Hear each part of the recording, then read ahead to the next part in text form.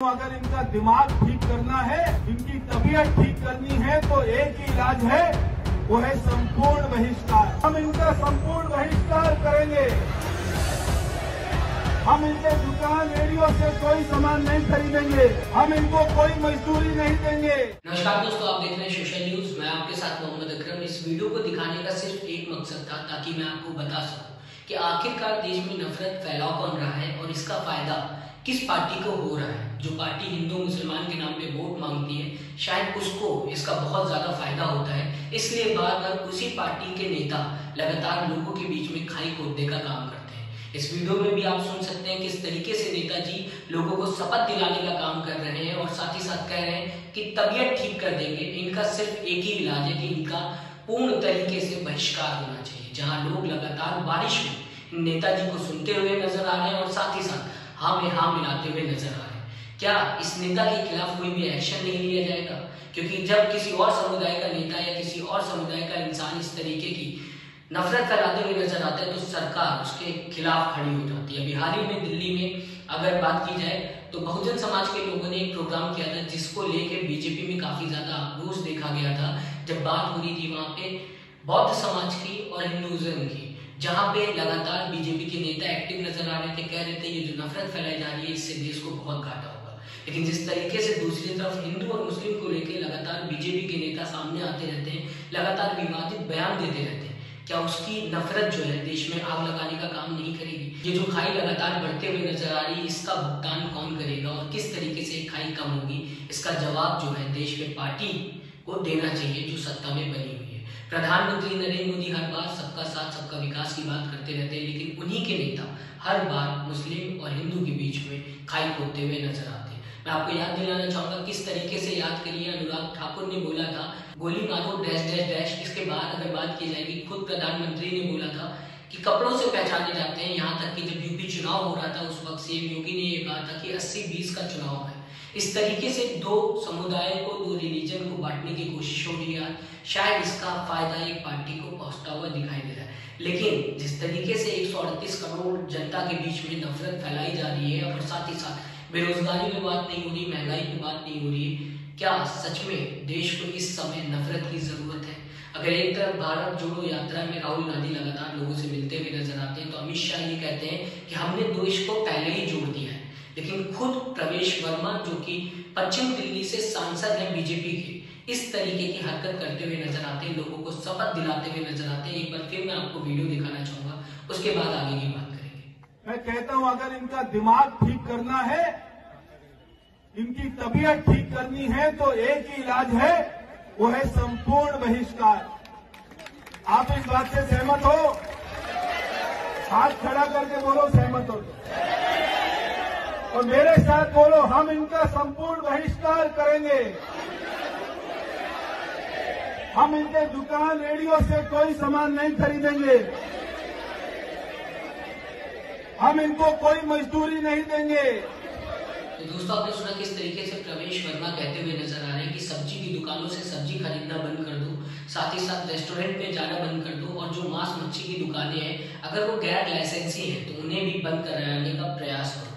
तो मतलब कि पूरी तरीके से एक समुदाय को लगा दिया गया है। एक समुदाय के पीछे कोई और काम नहीं है। देश में सबको मिलकर आगे नहीं बढ़ना है, सबको सबका साथ सबका विकास नहीं देना है। देश किस तरीके से आगे बढ़ेगा, बाकी देशों से किस तरीके से टक्कर लेगा, इस पे किसी का ध्यान है ही नहीं। ध्यान है तो सिर्फ रिलीजन के ऊपर, रिलीजन को कैसे स्ट्रॉन्ग किया जाएगा, किस तरीके से बॉलीवुड का बैकआउट किया जाएगा, किस तरीके से दो समुदाय को एक दूसरे को नीचे दिखाने के मौके ढूंढे जाएंगे, किस तरीके से इस देश में नफरत फैलाई जाएगी। बस इसी पे पूरा देश लगा हुआ है। जहां युवा लगातार बेरोजगार हो रहा है, उस पर कोई बात नहीं करना चाहता। पैसा लगातार गिरता हुआ नजर आ रहा, इस पे भी किसी को बात नहीं करनी। साथ ही साथ महंगाई लगातार आसमान छूते हुए नजर आ रही, लेकिन इस पे बात नहीं करनी। जब इतनी बड़ी बातें जनता के बीच में खुलेआम की जा रही, वो भी राजधानी में, समझिए आप दिल्ली जैसी राजधानी में जब ऐसी बातें हो रही, तो सोचिए गांव में अगर ऐसी नफरत पहुंचते हुए दिखाई दी तो किस तरीके से कंट्रोल की जाएगी।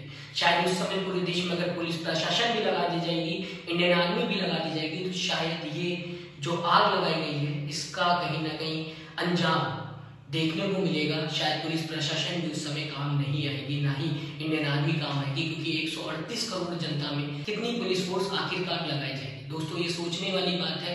इस नफरत को कहीं ना कहीं कम करना चाहिए और खुद मैं प्रधानमंत्री नरेंद्र मोदी से अपील करूंगा कि ऐसे नेता को कहीं ना कहीं आप अपनी पार्टी से बैकआउट करिए, सस्पेंड करिए, क्योंकि ये आपके लिए खतरनाक है। आपकी जो बातें हैं उसका ये नेता कहीं ना कहीं बहिष्कार करते हुए दिखाई देते हैं, एक रिलीजन का बहिष्कार करते हुए नहीं दिखाई देते, क्योंकि आपने खुद कहा था सबका साथ सबका विकास। आपने खुद कहा था कि आपका दोष जो था वो आपके घर अत्याचार दूसरे समुदाय का था।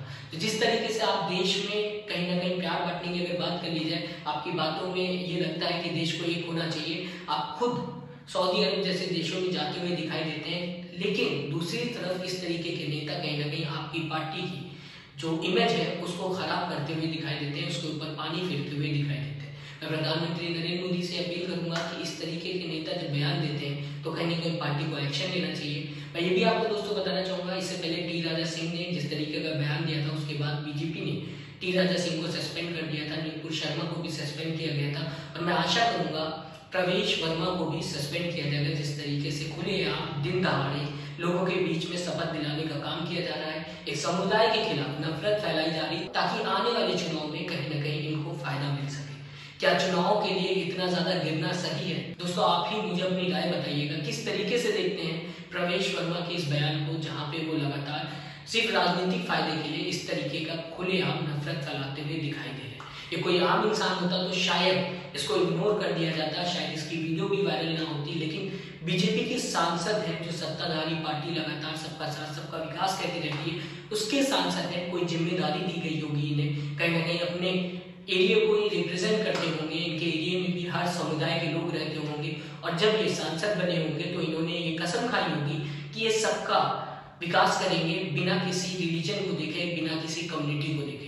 तो ये कहीं ना कहीं जो अपनी शपथ है उस पर भी पानी फेरते हुए दिखाई दे रहे हैं। क्या इसलिए आपको शपथ दिलाई गई थी? क्या इसलिए आपको नेता बनाया गया था ताकि आप एक समुदाय के खिलाफ लगातार नफरत समाज में फैला सके और एक समुदाय को लगातार सपोर्ट करते हुए दिखाई दे? आप नेता हैं, सबके नेता हैं, आप अपने एरिया के नेता हैं, ना ही किसी एक समुदाय के नेता हैं, तो आपको इस बात का ध्यान रखना चाहिए। दोस्तों आप हमें कमेंट करके जरूर बताइएगा किस तरीके से देखते हैं इस तरीके के भाषण को, जब अनुराग ठाकुर जो कि बीजेपी से आप सभी को पता है बड़े नेता हैं, वो ये कहते हैं कि गोली मारो डैश डैश डैश। उसके बाद जब बांटने की बात होती तो ये कहा जाता है कि कपड़ों से पहचान होती है, 20 का चुनाव है, और कहीं ना कहीं ऐसे बटन दबाओ कि शाहीन बाग में करंट पहुंचे। इस तरीके के लगातार बयान दिए जाते हैं एक पार्टी की तरफ से। उसके बाद भी ये कहा जाता है कि देश विकास कर रहा है। इस तरीके के बयान आने के बाद लगता है कि देश फिर कहीं ना कहीं 100 साल पीछे जाता हुआ दिखाई दे रहा है।